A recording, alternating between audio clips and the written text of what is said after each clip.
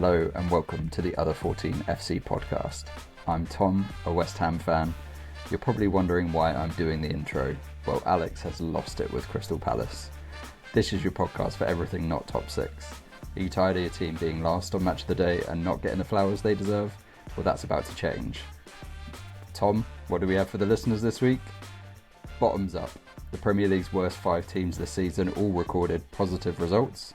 There were low scoring affairs, late winners, and now it's Alex's turn to rant about his team. How you doing, mate?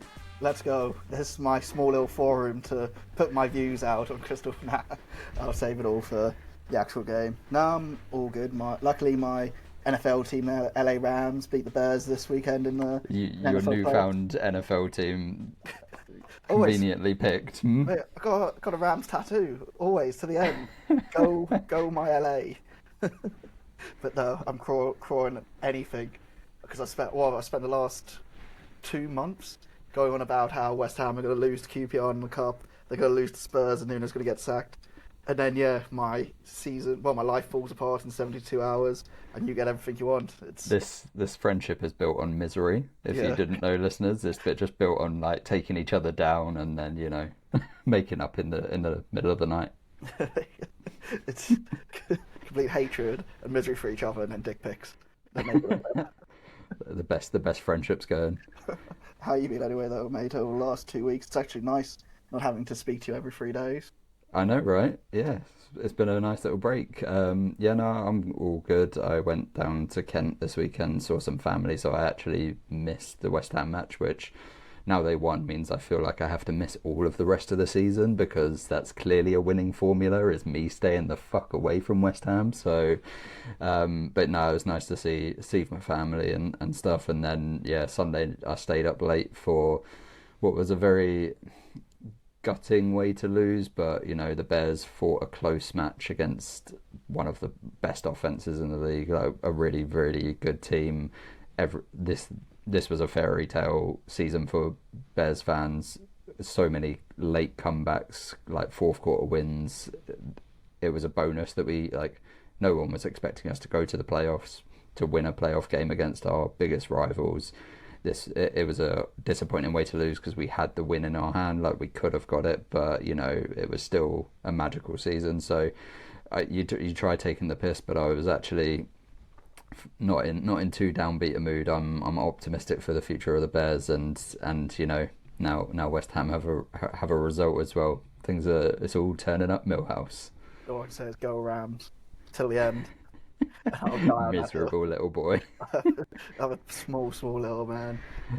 Cool. Okay, let's take a break, and then really there wasn't too much in games. There was a lot of 0-0s. There was a lot of losses for the other 14 sides. So I'm expecting you to go on about a half-hour rant about Palace, to be honest. So I think for most people, if your team's lost or you're not interested in Palace or West Ham, it might be worth fast forwarding a bit. But let's take a break and get into it.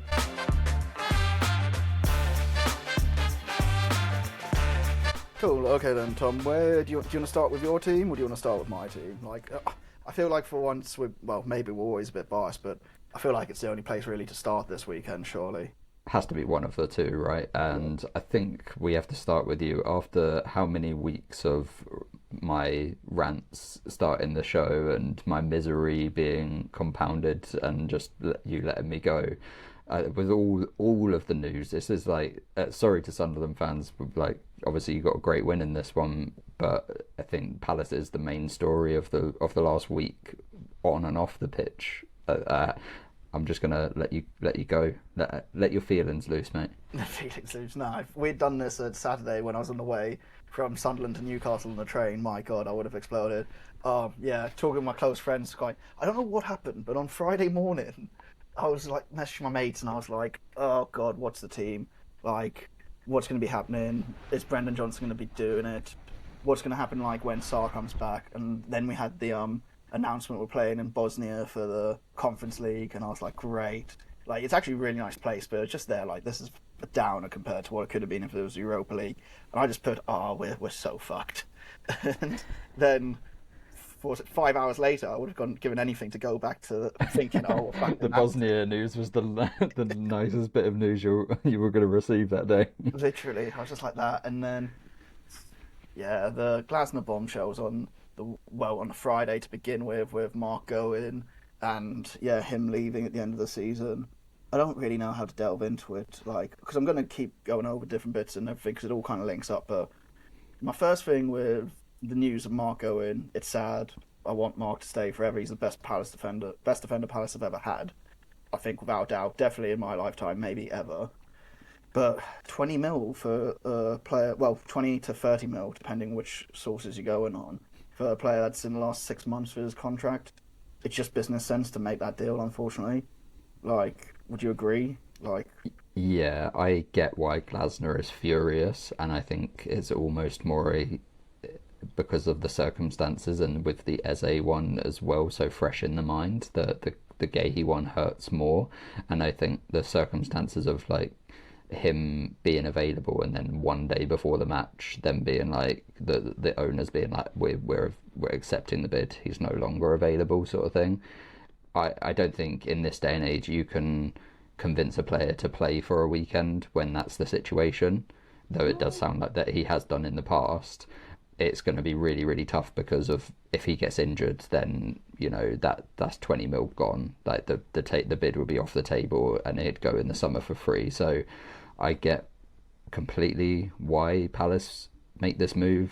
20 mil better than nothing, or 20 to 30 mil if you believe tomato ketchup and brown sauce like Alex does as his sources. But yeah, Guehi's been an absolute rock for Palace.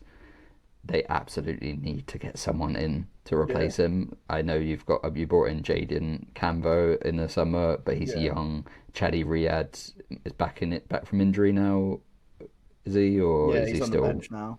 I Yeah, mean, still another young player. Like you've we're not going to lost. get a replacement. No, I'm not worried about. Well, no, I am worried about bringing people in. We can say we need to, but no, in Palace we won't. So I'm not worried about that bit, and that's not the bit I really want to focus on with all the stuff. I kind of want to box off the Mark A thing with like you say you don't play him at the weekend, but the Semenyo deal, people knew that was on for ages, and he played almost 3 more games for Bournemouth, and there's a lot more money and everything. But yeah, box that off because I think that's the easiest thing to talk about Palace wise and everything. Mark Owen makes business sense, but yeah, sad to see him go.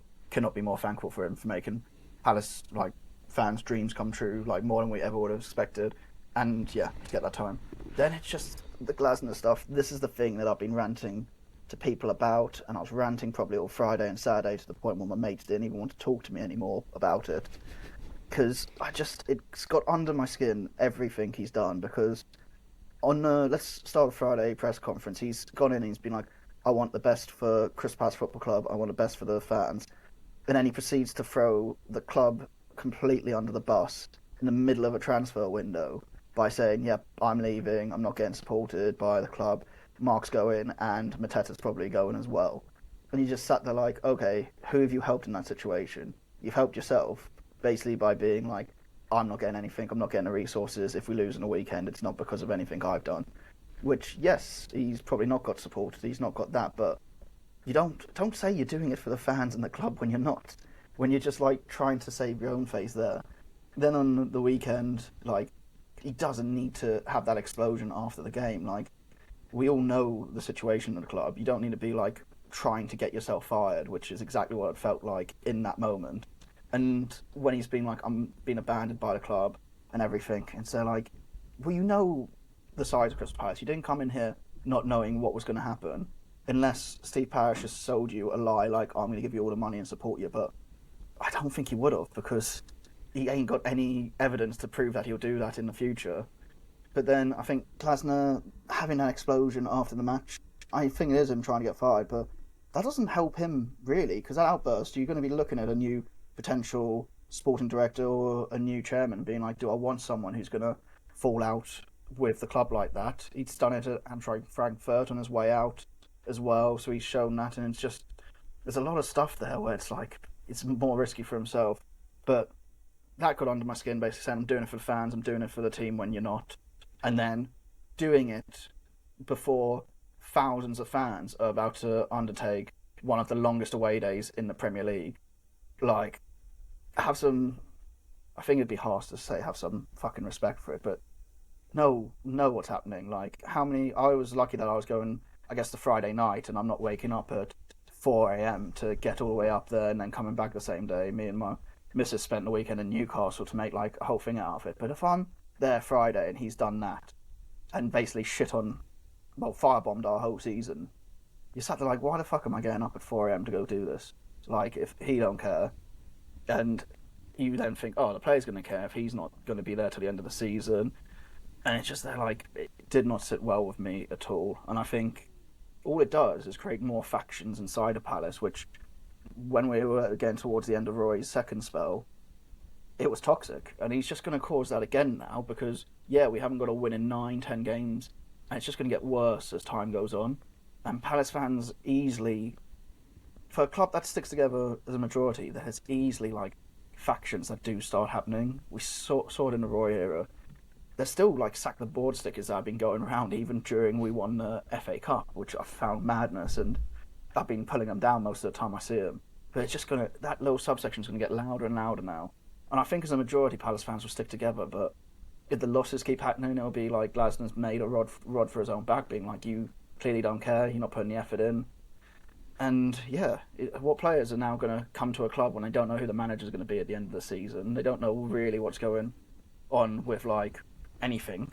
So, yeah, I think it was just a bit of a selfish move from Glasner, who I don't really want him to taint his legacy, and it won't for what he's done for us, but it's just it was a bit piss poor for the fans. And I understand football's a business and everything, but I just think that the business of Mark Owen is one thing, but the business element of him throwing a fucking strop in the middle of a transfer window before all these fans are going miles away, it just doesn't sit right. Like, I mean, it is a personal move. Like, he has looked out for his own interests there. He can definitely, you're right, like, he can dress it up that he's got the fans in mind, but you're spot on. Him saying that ahead of the longest away trip of the season for those fans, going up on the day and stuff, is pretty poor touch from him.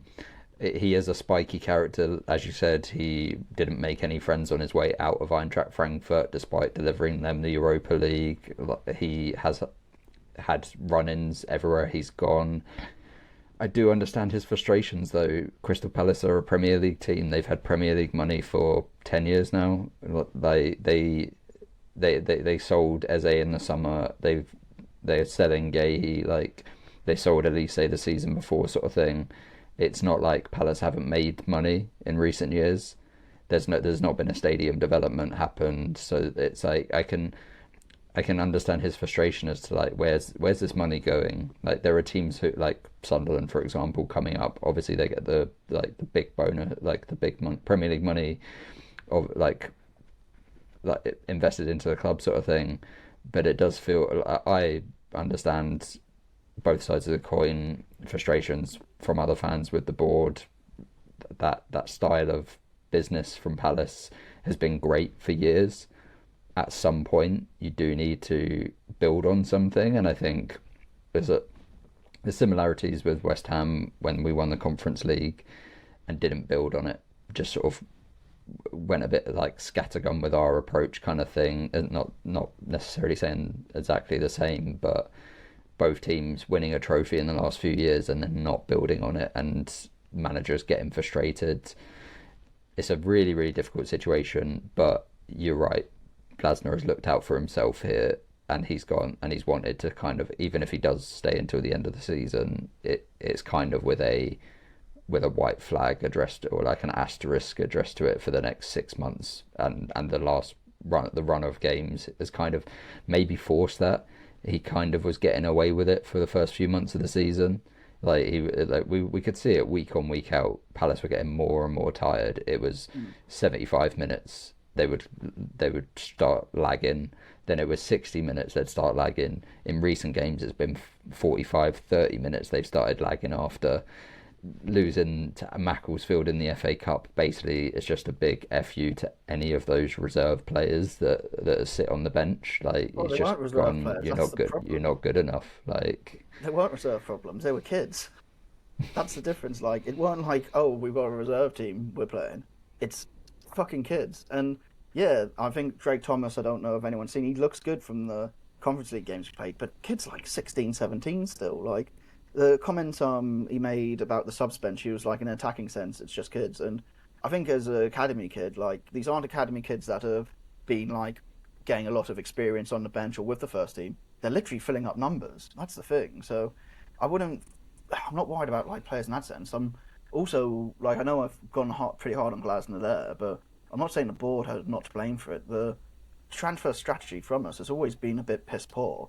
Like, we've pulled off miracles with Dougie Freeman there, finding the Eze's, finding the Elise's, finding the Guehis, but we've wanted to be this model, like the Brentford model, or whatever you want to call it nowadays, where we're going to buy kids from the Championship or buy young players, and then we're going to sell them for big profit. Well, we don't do that. We are too attached to these players and don't sell them for what they're worth. The fact that we got, was it 60 odd for Elise in the end after he nearly went to Chelsea with 30 mil felt like pure luck in the end. The fact we're getting 20 for Guehi is a miracle, judging us 6 months left, when he's Farris Barks, but I think he's an £80 million centre back. He's going to captain England like at the one day. And then Ebbs, we probably got the right amount of money for him, which was good. But that's it. It's going to be another one. You probably see it with Adam Morton. We'll get too attached to him. We'll rely too much of him. And rather than getting a massive, like, 80 mil for him, we'll get 25 mil when he's running out his contract. And then, yeah, we sell Ebbs, replace him with Pino, who may come good, but probably not. Probably, with that 68 mil, we should have signed 2-3 number 10s to fill that spot, so you got a bigger squad depth.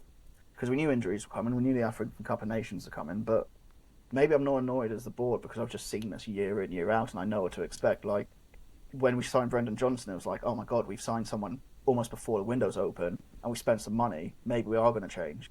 But we're sat here, 20th of Jan, we signed no one else, and I imagine we'll get one more person in before the end of the window, when realistically we need another 2 centre-backs. We need a fucking right wing-back. How we haven't got a right wing-back yet, with Munoz being out for this long, is shameful.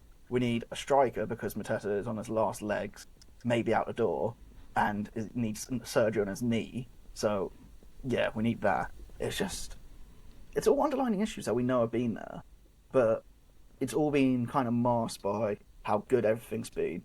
It's just mad that with Palace it has to be like, we can't have a good thing for long. It has to come back in extraordinary circumstances. And that Friday, I got a message from a mate who's a QPR fan. He was like, football's class, isn't it? And I just had a reply with, yeah, this is the Palace feeling all over again. Kind of missed it weirdly.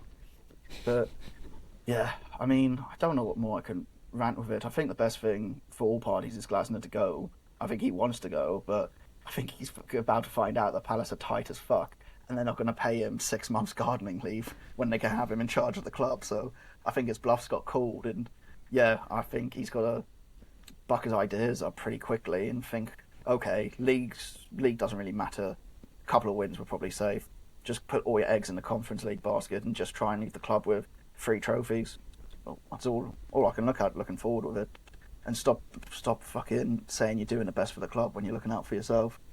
That really got under my skin, and I don't want to keep reiterating it. All I can say is, if things go the way they're going, you ain't winning that Conference League.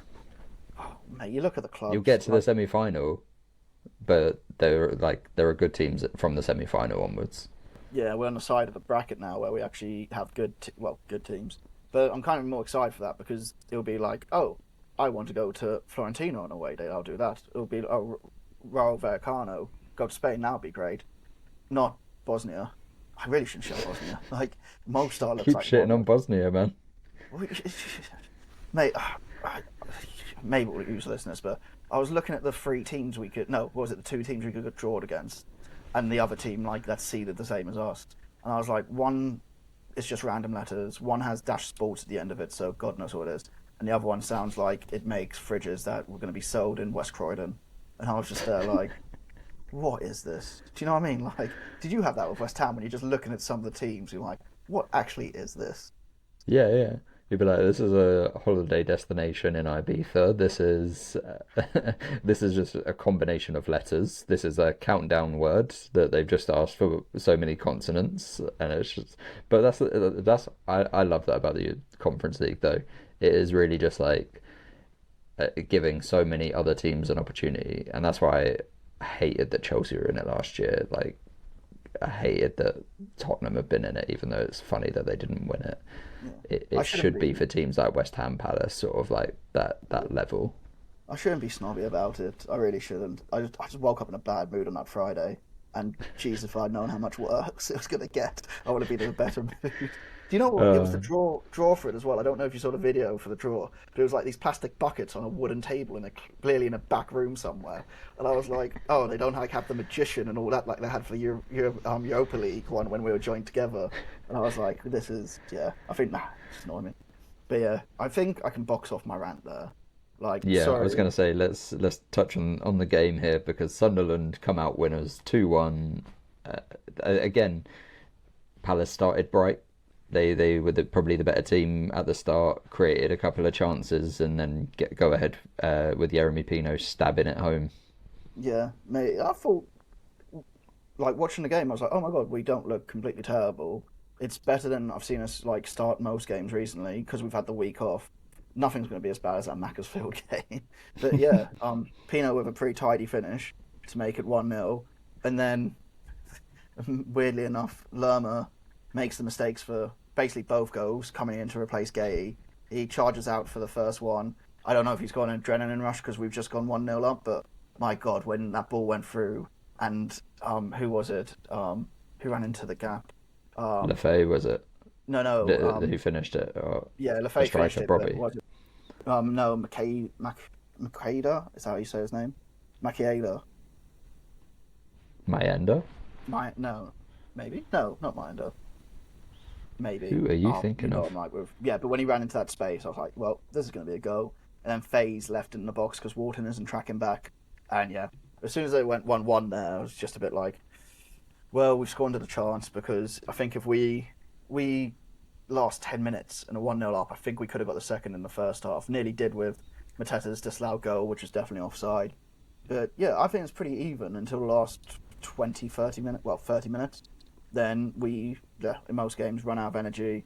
And as soon as Robbie finishes in a really good finish. But once again, I think he's got a lucky deflection off Richards, but then Lerma should just be getting tighter to him. But take nothing away from the finish. To dink it over Henderson in that way and get it off the bar was pretty damn class. Yeah, really good athleticism from Robbie in his finish.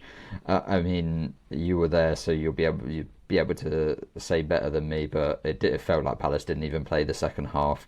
From the highlights, it was one-way traffic really. Hume should have scored, and they had chances to take this. Sunderland had chances to take this game away from Palace. I think 2-1 Yeah, I would probably agree. looks a bit tighter than it actually felt. Well, I'd agree with that. Like, I think until the 30 minutes left, it was even all the way up till there, and I was like, this is in the balance. If this is Palace from the beginning of the season, fresh, got Munoz, got those players, I genuinely think we could have won this game. That's what made it even more frustrating. But yeah, as soon as it got to that 30 minutes left mark, no energy, nothing, and Sunderland could have made it 4-5-1. Like, it could have been like a lead spanking for us again, if I'm being brutally honest. Henderson pulls off a good double save right at the end. He's pulled off another one from Hume, which point blank shot. So it was just frustrations, really, because it's one of those games where I really think we could have won it if we were the Palace at the beginning of the season, if Guehi was there, if Glasner gave a shit. That's the thing. As soon as we lose it, as soon as seeing how it is, it's just they're like, did he give a shit? He's made that rod for his own back.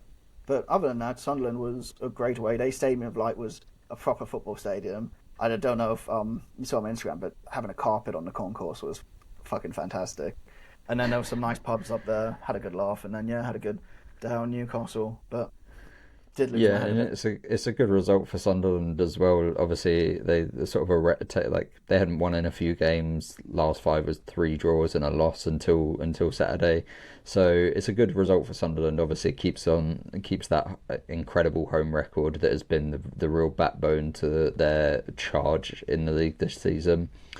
It's a good bounce back for them. They're coming to the London Stadium on the weekend, dreading it. It's gonna all the pressure's going to be on us, and they're going to thrive in that situation, I feel. I generally wouldn't dread it, man, because I've seen them play both home and away this season, and I I'm don't get how hoping they that won it's because they're away, they don't turn up, but, it's West Ham.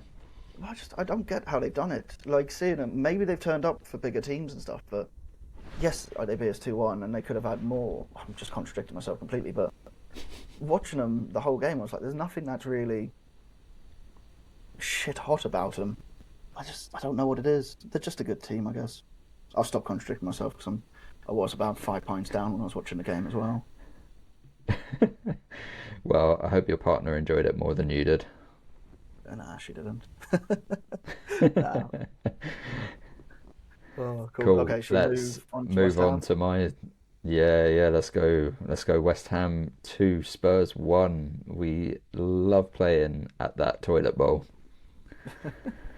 Mate, I can't believe you won this game. Well, I can, but Spurs are just a joke of a team. Like when we played them and they beat us, I was like, "There's comical moments in this, and I don't know how we lost." But you guys took full advantage of how comical it would be. And I think would you say your main man was Somerville just being busy throughout the game? They looked like they just didn't want to put a challenge in on him, didn't want to stop him at all. Yeah, Somerville looked incredible. I think he was buoyed by his performance in the FA Cup against Portsmouth. I think he really needed that game to like turn his sort of confidence around, because for weeks before that it was like everything he was doing wasn't coming off. He was just slow to every ball. It was like every dribble that he was doing was running into a crowd. And in this one, he was finding gaps all over the place. He was causing Spurs defenders fits. They were just obviously he gets the first goal. It's a massive, massive deflection, of course, but you could tell it was coming from him because that's like where the space was. And when he got the ball, Tottenham defenders were backtracking, and yeah, you get the slice of luck with the deflection. But yeah, I'm really, really happy for Somerville that he got that, and hopefully that'll give him a proper catalyst to kick on. Yeah, I think well, you say luck with the deflection, but I think you make it luck, don't you? Because you had Mm. chances to make it 2-0. You have Tati, who I took the piss out of you, but his name's hilarious. Tati, Tati Bojangles. Tatty Bojangles, mate. He should have had a couple in this game. Like Oh, he was good.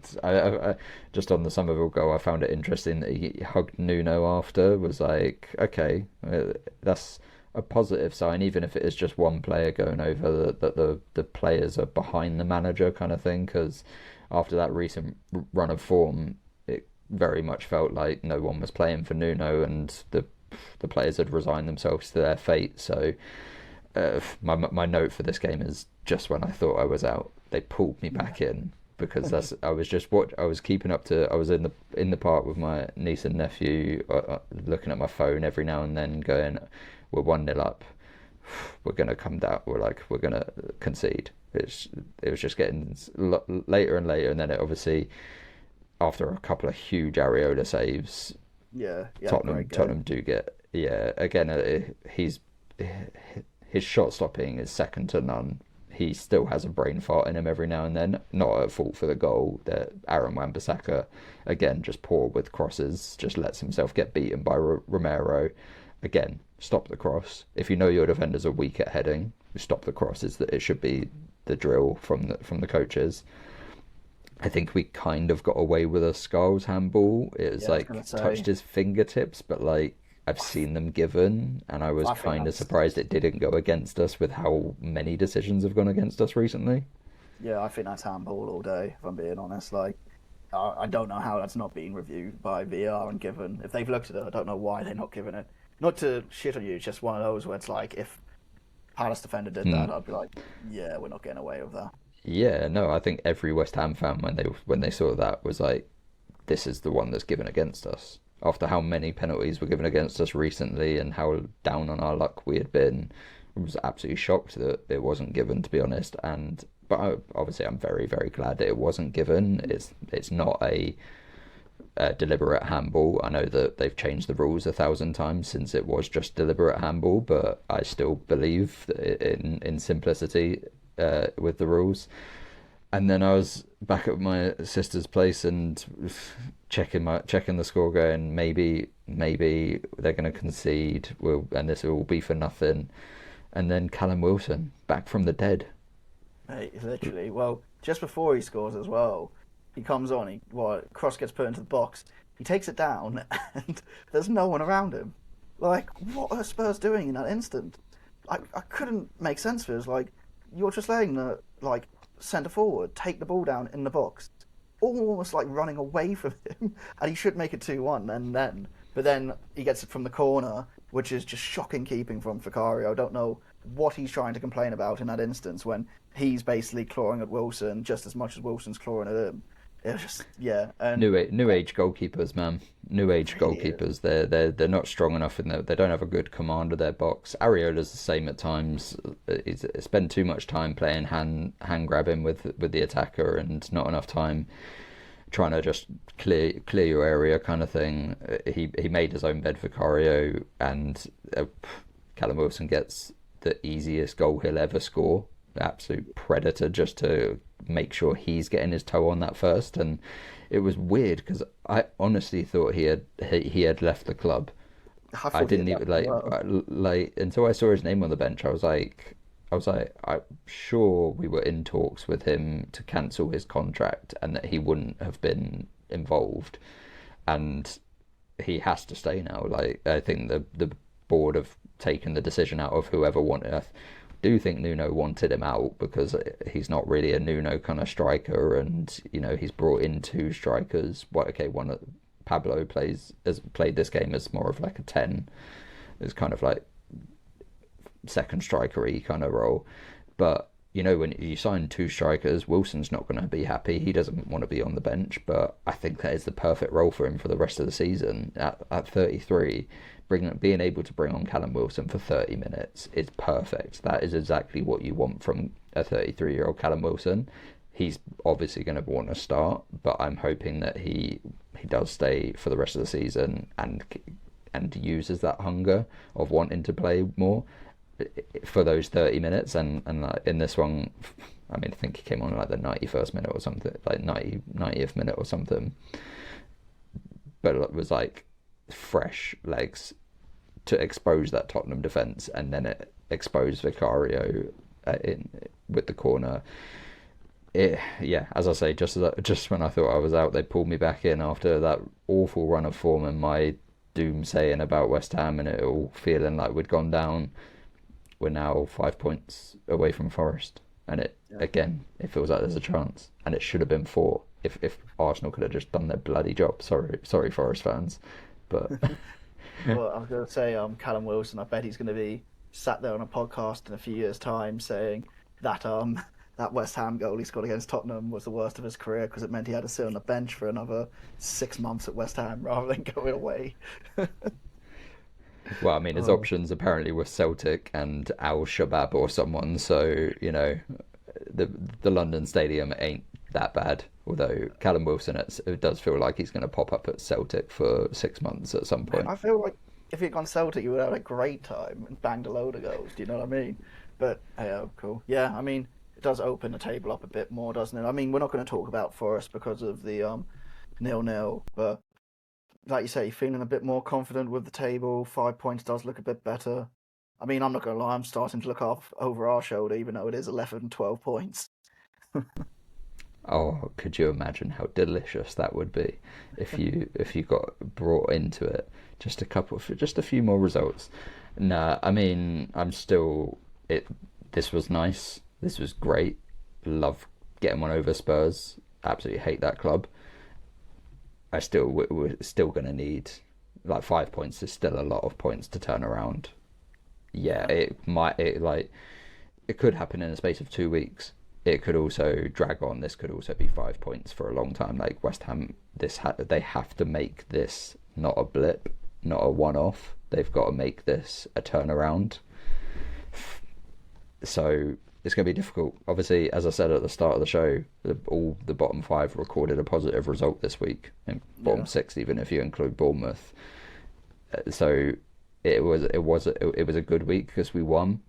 It wasn't probably the best. It wasn't the best week ever, and as I say, we need more results. This isn't going to turn around in 1 week. This is going to be it's going to be a fight until the end of the season.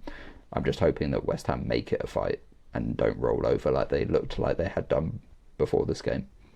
Yeah, you don't want to fall Storm like you did earlier in the season. But I can see the 7th of Feb, Burnley, going to Turf Moor, that's going to be a big 6 points, and I think that's going to decide probably Burnley's outcome for the season, if not your own. So interesting times ahead. But cool. Okay, should we move on to our next game?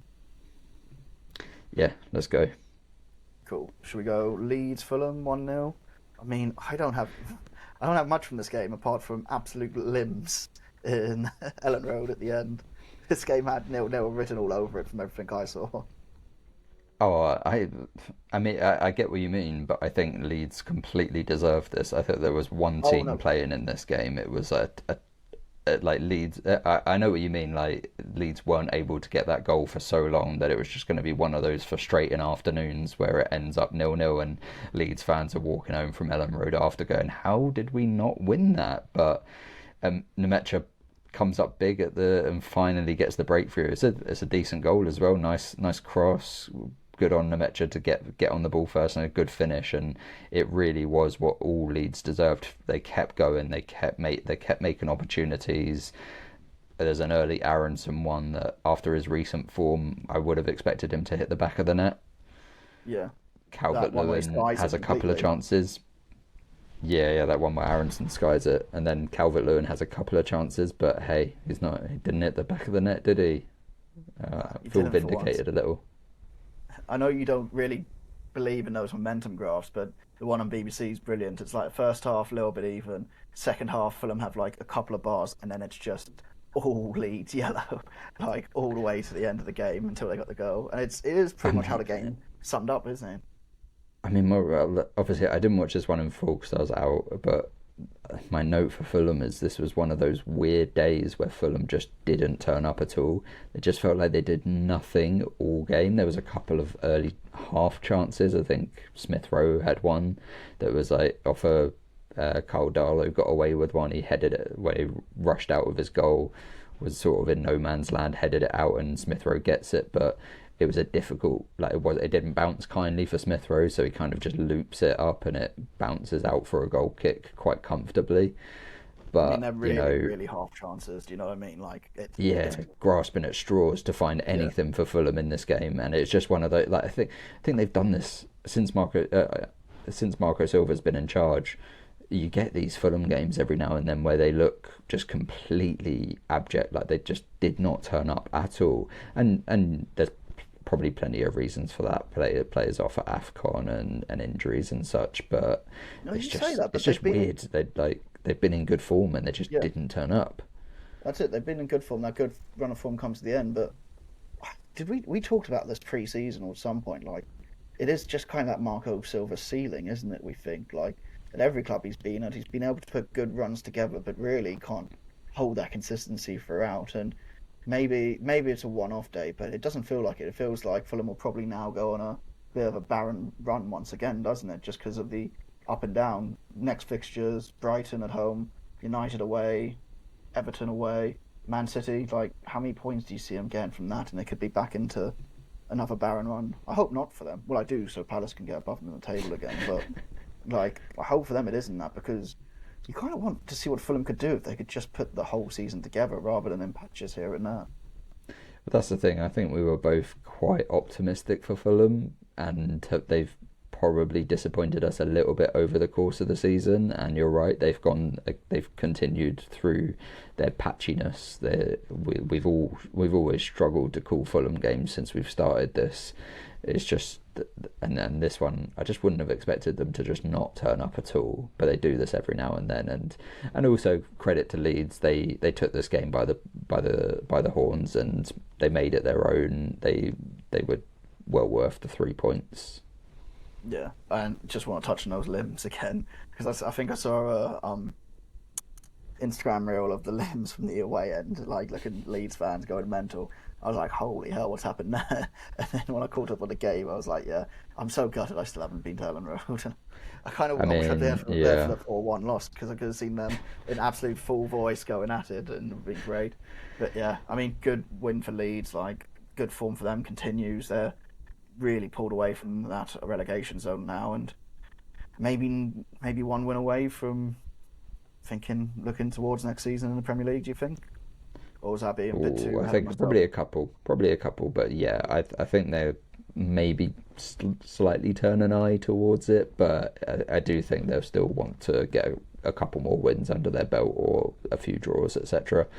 I'm surprised that you haven't mentioned it. The only other thing I want to mention was that Lucas Perry was dropped due to apparently a weight on his shoulders and recent performances from Daniel Farke. It's mad, isn't it? Why haven't they stuck by him there? Was he that bad? I mean, I think they were conceding goals in recent games, like the 4-3 to Newcastle.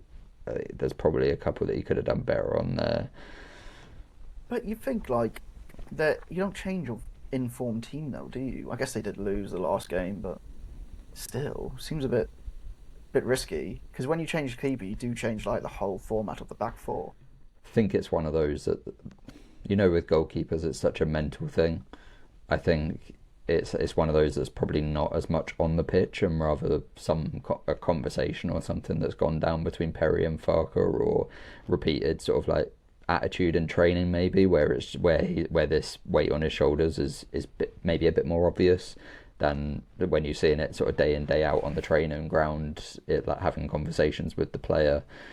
And just to take him kind of out of the limelight a little bit, and obviously for Leeds at this moment in time, I know you're talking about next season, but Daniel Farke has still absolutely got focusing on this season, and he wants 40 plus points. He's yes, you probably don't need 40 plus anymore. It's probably more like 35, 36 to stay up, but with his history in the Premier League, I am sure Daniel Farke is still aiming for 40 points.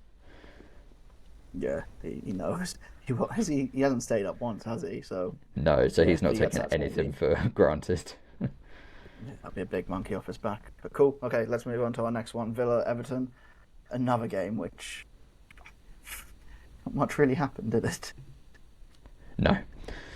This I think there were a couple of games that I fell asleep during this weekend, to be honest. This was one of them. It was just not much was happening. I think from a Villa point of view, they had some key midfielders out of this game. Onana and Kamara both there, and then McGinn goes down with a knee injury fairly early.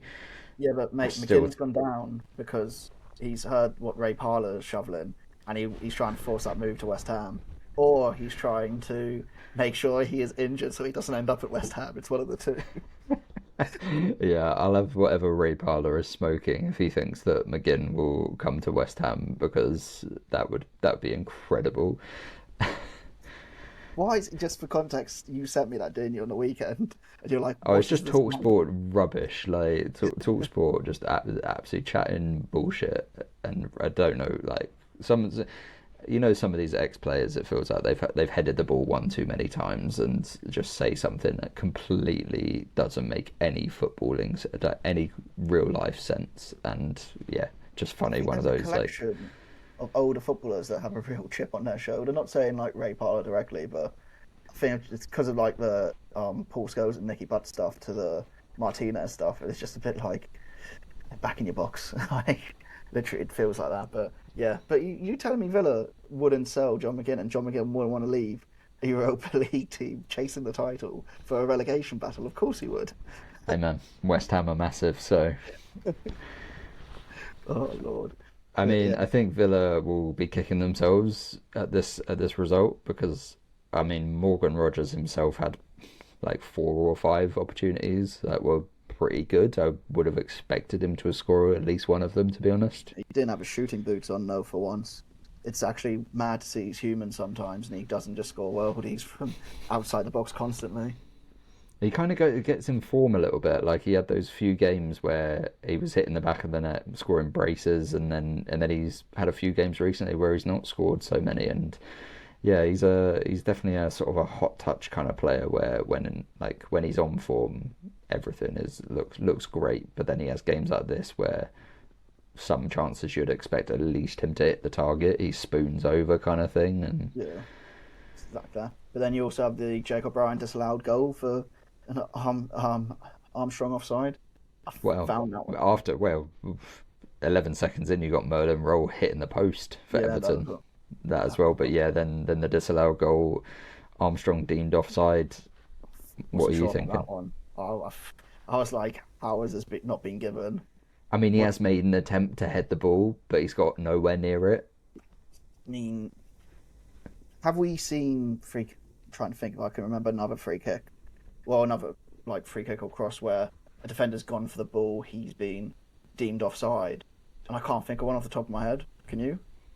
I'm sure it's happened. One, but I don't think it's affected it that much. He's not affected it so much that the keeper's dive. Like, I don't think it's changed where Martinez is going. Maybe it's changed where the defender's going when he's like marking Jake O'Brien. But I think it's a bit harsh, maybe.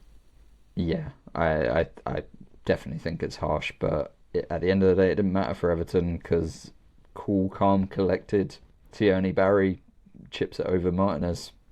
It was a really nice finish, wasn't it? But an awful error from Pau Torres, who I don't rate really at all, but I guess he must have been doing well the past few weeks with Villa's form. But yeah, how does he fuck it up in the way he fucks it up? Because it's like he's moved his foot before the ball's got to him, and then it's like hit his foot like out of position and bounced perfectly into Dwight McNeil's path to shoot. Yeah, I mean, I agree that Pau Torres is probably not the best defensive player, and he kind of, maybe it's coming from La Liga and having a bit more time on the ball kind of thing, and getting away with kind of those mistakes, which you don't necessarily do in the Premier League when you have fast pressing players in your face kind of thing. It's almost like FIFA and he's glitched. And the ball's just ended up with... It's one of those where you'd rage quit after it because online your Wi-Fi's gone and it's like glitched. It's given the opposition the ball just outside your box. Like, I remember uni playing Ultimate Team and that would happen to me because the whole Wi-Fi was so shit. But yeah, I mean, great finish for Timo Barry. You can see he's full of confidence now, which is good for him.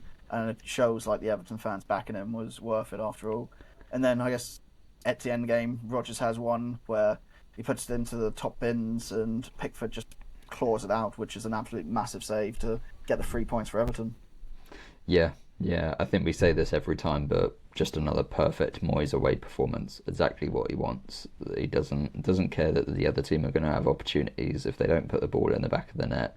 He thinks Everton will get one, and he'll take a 1-0, like 40% possession, 18 chances conceded, but 3 points at the end of the day result. That is David Moyes' bread and butter. 100%. And then Everton now sitting 10th in the table, 32 points, only 3 off European football.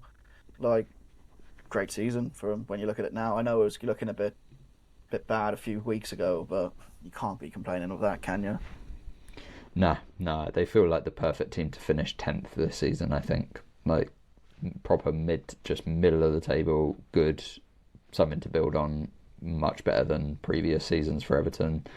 I mean, the last thing I'll say on a Villa point of view is they continue to do PSR weirdness, losing Daniel Marlon, who had come on and been so impactful for them this season. I know he's not a regular starter, but how many times this season have we've been singing his praises going, oh yeah, Marlon's come on and changed the game again. I get they're right up against it with PSR, and they're probably bringing someone who's decent. I know they were linked with Mateta earlier today, sort of thing. But you just losing Marlon, who's been an impact player for you this season.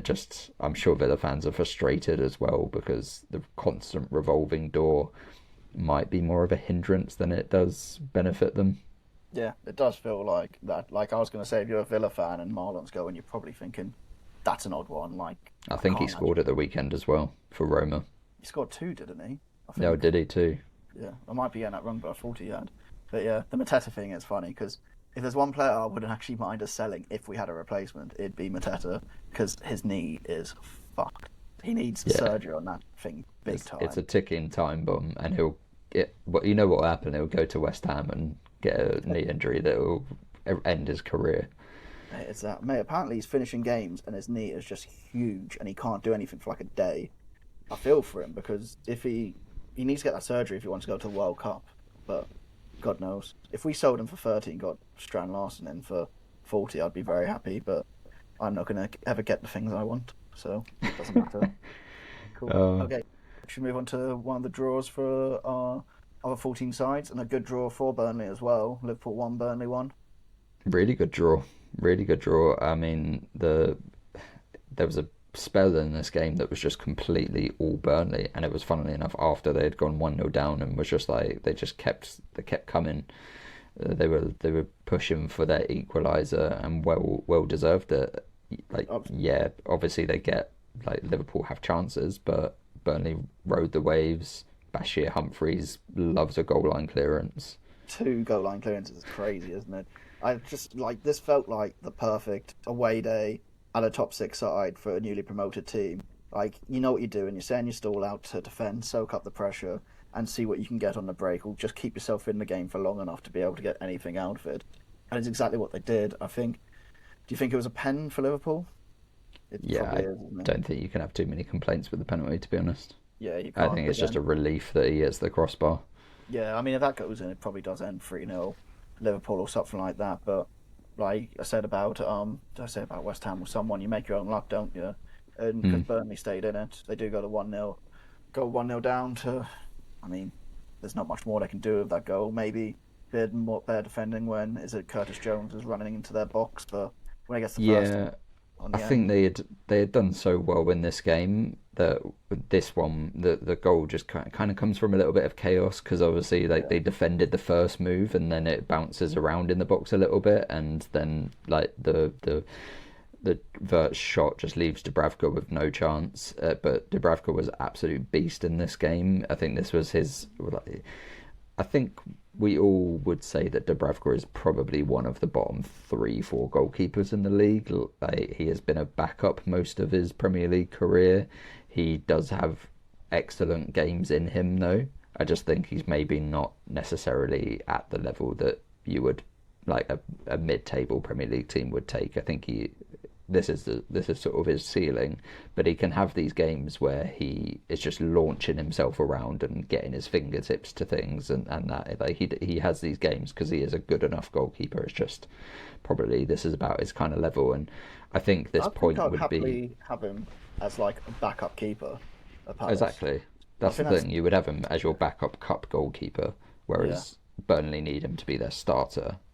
And I don't think anyone outside of the relegation zone would probably take him to be their starting goalkeeper. It's mental, isn't it? Because I bet James Trafford's he's probably sat on a massive salary and not really caring too much, but he must be sat there thinking, Burnley need me. Burnley are probably there like, oh, I wish we'd kept him. Well, yeah, I'm sure James Trafford is regretting that move, despite the fact that his bank account is getting healthier and healthier, because, I mean, they just signed the world's best player 2 months later, so the world's best goalkeeper several weeks later. So, but I think this one, I mean, the goal, lovely move, really powerful finish from Edwards. His first goal in 11 months, which is crazy. I said a few weeks ago that he'd been playing better in recent weeks and was looking a bit feisty going forward. Looked like something was going to come, so it's no surprise to me that this goal has arrived for him. He has been in good form. I think, to your point, this is like the perfect away performance from a promoted team. The scenes probably would have been a bit crazier if this was earlier in the season and Burnley were out of the relegation zone kind of thing. It feels like similar to West Ham. Is like, this is great. Does it change things? Yeah, that's a good point. I mean, they got 2 points, 2 games. I think we said a few weeks ago, like, Burnley maybe need to go back to what they built their championship winning season on, which was their strong defence. And yes, it was attractive seeing them trying to play more attacking football, but if you want to stay in the Premier League, get the defence sorted and go from there. And that's what they've done in this result. They did it. Who else did they do it against? Was it last week they did it, or was it a couple of weeks ago? What was it? The United game. The Man United game. Yeah, that one as well, where it felt like they were going back to basics with it.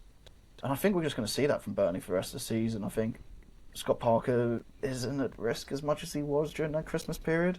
Or maybe he's one big defeat away from being gone. But I think he looks safe. The murmurings aren't that big anymore. Maybe it's just the Palace murmurings have taken over everything else. Yeah, no, I've not seen as much talk about it as there once was. It might be that he's bought himself some time. It might be that if things do continue on this way, then they just make a absolute gamble, roll of the dice. But it'll probably be after the transfer window's closed, with like one of those like Sam Allardyce to Leeds kind of things. Like 5-6 games left, whatever. Like they're like 2 weeks away from maybe being confirmed, and it's like, right, just make a change and hope that we go on some insane tear. But I mean, there's still time for Burnley. This is a positive result.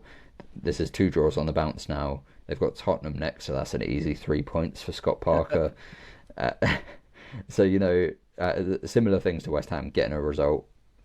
Is this a blip? Is this just a one-off, or can they turn one of these into draws, into wins now, rather than just picking up a point here and there? Because even that, they lost a couple of games before that, but then they had a couple more draws, kind of thing. But they're not. Then they need to turn these into wins at this point, because obviously they are where they are, and they need to be getting 3 points. It's time to start winning games if they're going to have a serious crack at staying up. I think that's why I point out that West Ham one. I think that's going to be the big one for them, and then pretty much season defining. But who knows? With the shit I've been talking, they'll probably win all the next 3 games, and that game won't even matter. But yeah, cool. Okay, I think that's everything for there. Then should we move on to Chelsea-Brentford, or do we have to talk about the Brighton-Bournemouth one? Oh, come on. I know that you're sour grapes Palace fan, but there's not a lot to talk about Brighton-Bournemouth. I feel like this was the most even match ever, kind of thing. It was like, if you'd have told me this game happened 100 times, I feel like it might have ended 1-1 100 times. Yeah, it should have ended 0-0, so we don't have to talk about it, if I'm being brutally honest. Yeah, but then we wouldn't have got an incredible goal from Costellas. Yeah, it's okay. It wasn't incredible. Come on, mate. Listeners, can you imagine if Palace scored this, Mateta scored this goal? I wouldn't have been able to get Alex to stop talking for 55 minutes. Do you know what? I'm just annoyed because I was working all last night, and where I work, we do stuff with games, and I sat there monitoring all night, and I was on call with people because stuff was going on, and I was just there get to the end of the game, and one guy I'm with is like, oh, 2-0 Bournemouth. I'm like, yes, get in. And then someone corrects him, it's like, no, it's actually 1-1. I was like, you arsehole. It's I've sat here all night with this, and then that's happened right at the end. But it's a pretty good goal. It's another good point for Brighton. Hey, you should be happy. A Greek god scored a overhead kick, a bicycle kick. Costellas is going to take Greece to the next Euros or whatever. Not even Greek. I'm Cypriot, Greek Cypriot. Ah, oops. Yeah. You little racist. You saw my olive skin, my beard, my bald head, and now I like hummus, and you're like, yeah, he's Greek. Yeah. My bad. What do you make about the penalty decision? I think it's very dodgy. Dodgy, I don't think he's ever getting to the ball, for one. I think he's initiated the contact. And I think he hasn't. I think if it's given on the field, I don't think it gets overturned. But the fact VAR intervened to give the penalty, that's what's mad about it for me. Yeah, we've seen a lot softer ones, a lot stronger ones, not be reviewed than this. But this felt like a very, very soft one to get the ref to review it. Yeah, exactly that. But yeah, like I said, good point for Brian. Kind of a good point for Bournemouth as well. Brian have definitely picked up the result, so yeah, 2 points away from us. I'll be going to the Amex in a couple of weeks, at the beginning of Feb, and fully expect that to be when Glasner gets sacked like Vieira did, because it will be 13 games unbeaten without a win if we haven't won by then. And yeah, I can see that being the culmination, because it was too good last year. Cool, okay, let's go Chelsea 2, Brentford 0. I mean, I feel like Brentford kind of were in this game for quite long periods. They were just undone really by, I don't want to say Chelsea's quality, but just 2 moments in the game. I think Sharda had many chances to make it 1-0, 2-0, but yeah, just wasn't really Brentford's day. Yeah, Sharda definitely had chances. I don't know what he's doing squaring that first one. He has so much space in the box. He just has to shoot there. Why? Yeah. Why? And then the second one later on, he shoots right at the goalkeeper. It's like, put it anywhere else and you're scoring. I think this was just an evidence of Brentford back to their away day struggles, really. I looked at it at the home and away league table. They're 16th in the away league table versus 4th in the home table. It's just like this season has been a tale of two tails, one away and one at home. That is mental, isn't it? And then you got the Janssen chance where he hits the post where he should probably be scoring as well. It felt like a game of missed chances because, I mean, Chelsea missed quite a few big chances as well, but I fell for Brentford in this one because even Thiago has a big bullet header that just misses the post. I feel like if they got one in this, I think they probably would have put the pressure on Chelsea, and Chelsea would have buckled under it, and they would have kept like it would have been a massive one for their runner in and a massive West London derby point or three for them. Yeah, they don't have a bad record. They've won at Stamford Bridge before, kind of thing. It's not like it's not a really one-sided derby kind of thing, but I think once they give away the penalty, it's kind of game over. And yeah, any complaints like, with the pen? Nah, Kelleher knows it's a pen. Like, you see his face after, he just kind of holds his hands up and he's like, "Yeah, I miscontrolled the ball," and by that point, it was game over for me. Yeah, I think you can see where he puts his knee up or leg up as well to actually hit the player. So yeah, he can't really have any complaints. No. So another away day misery for Brentford, but it's definitely not dented their season too bad. And now a quick run through 0-0 corner. Wolves 0, Newcastle 0, and I had a nap during this one as well. It was a great point for Wolves, bad point for Newcastle. Forest 0, Arsenal 0. Forest just dug in. Great result for Forest. I think they got lucky with the Aina handball. Yeah, well, I think the Wolves, the miracles on. We're going to see it. And then at Forest Arsenal one, I think I was on my 12 pint of carling in a random pub in Sunderland waiting for the trains to die down. So I took in none of that game. Cool. Nice. Okay. Let's get into our predictions then for next week, and then hopefully next week we might even have peak Barclaysman coming back because we're back to our normal schedule and hopefully work is a bit more chill for both of us. But yeah, let's do it. So Saturday early kickoff, West Ham Sunderland. How you feeling for that one? I feel like the fact that it's the earlier kickoff is worse. If this was I'd like this to just be another 3 p.m. kickoff that goes under the radar. Oh mate, I'm going. Oh no, I'm backing you. I'm going to go 1-0 West Ham. Oh, I'm not backing us. Not yet. Show me more West Ham. I'm going 2-1 Sunderland. Nice, cool. Burnley Spurs. I think 2-0 Burnley, and I think that's the end of Thomas Frank at Spurs. Ooh, I'm going to go 1-0 Burnley. Nice. Fulham Brighton. I'm going 0-0. No, I think there'll be goals. I'm going to pick this for my weekly Desmond. 2-2. Cool. City Wolves. I want to believe Wolves. I really want to believe. I'm going to go 2-1. I think that's all it's going to be. 2-1 to City, sorry. I think it will be... I want to believe in Wolves too, but I'm going to go 3-1 City. That's cool. Bournemouth, Liverpool, and the Vitality, the 5:30 kickoff on Saturday. Oh, I think Liverpool are going to squeeze it, like 3-2 or something. I'm going to flip it. Bournemouth 3-2. It does feel like that. Even though Bournemouth lost many, you still think they're going to stay in games and get some goals with their front line. It's just the defence I'm not too sure about. Cool. Let's go to the 2 p.m.s on Sunday. Brentford Forest. I'm going to go for 2-2 here. I'm going to go for Desmond. Ooh, Brentford at home. Backing them 2-1. Cool. Palace Chelsea. You're going to think I'm mad, but this is either going to be 1-0 Palace or 2-1 Chelsea, and Chelsea scored in the last minute to completely ruin my weekend. Chelsea always seem to be there when we need a win to not save our season, but like get hope back, or they completely crush us, and when we're down, it's going to be one of the two. I'm going to go 4-1 Chelsea. Just to rub it in, rub the misery in. We got Munoz and Sarr back. If it's 4-1, I'll be amazed, and I'll be broken next week. But yeah, yes, cool. Yes, come on.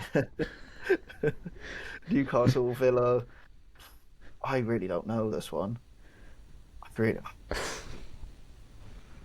That's a really tough one to call. I'm going to go 3-3. 3-3. Jesus, you're hoping for a lot. Cool. And then Everton Leeds. I think both those teams can kind of just go for it in that game on Monday night. I say that I think they can, but I don't think they will. I think it's going to be a really dull 0-0. Yeah, I was like, I'm going 0-0, bro. I don't know what you're talking about. But I just think Watch, it'll be great now. It'll be like absolute cinema, but no, this would just has 0-0 written all over it to me. Yeah. I don't know why, but I feel like both of them could have a free whack at it. Maybe not as much Leeds, but yeah. 0-0, written all over it. We've jinxed. Oh, I've jinxed it. Do either of these teams ever look like they have a free whack at anything? Nah, true. Moyes ain't gonna let any team have a free whack that he's under. Cool. Okay, cool. Oh, that's it for this week then. Feel free to rate and review the pod and tell your friends. And follow us on socials. Have your say, send in any voice notes or comments or photos or anything from your weekend at the game. But yeah, follow us on Instagram, TikTok, Blue Sky, Reddit at Other14FC Podcast, or email in at other14podcast@gmail.com. But yeah, cool. That's it.